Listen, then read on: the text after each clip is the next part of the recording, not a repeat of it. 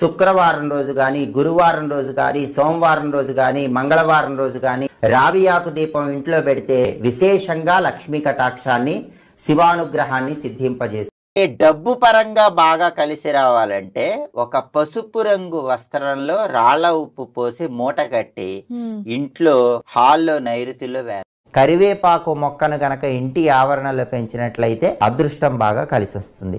ఆదివారం రోజు పని మీద బయటికి వెళ్ళేటప్పుడు కొన్ని తమలపాకులు దగ్గర పెట్టుకొని బయటికి వెళ్ళండి, కార్యసిద్ధి ఏర్పడుతుంది.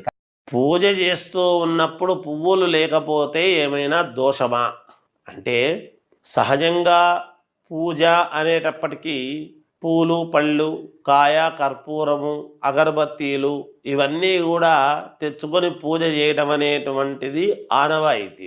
అయితే రోజు చేసేటువంటి వాళ్ళు రోజు పువ్వులు పెట్టి అలంకారము చేసి స్వామికి కాస్త ధ్యానము, ఒక శ్లోకము ఏదో ఒకటి చదువుకుని, అప్పులు ఎక్కువ ఉన్న వాళ్ళు వారానికి ఒకసారి పారే నీళ్లలో పొట్టు తీయని కొబ్బరికాయ, ఎండు కొబ్బరికాయ అంటారు, ఆ ఎండు కొబ్బరికాయ పొట్టు సమస్త వాస్తు దోషాలు తొలగింపజేసుకోవాలంటే మాత్రం మీ ఇంటి మెయిన్ ఎంట్రన్స్ కి పక్కనే మనీ ప్లాంట్ మొక్కను పెంచుకోండి.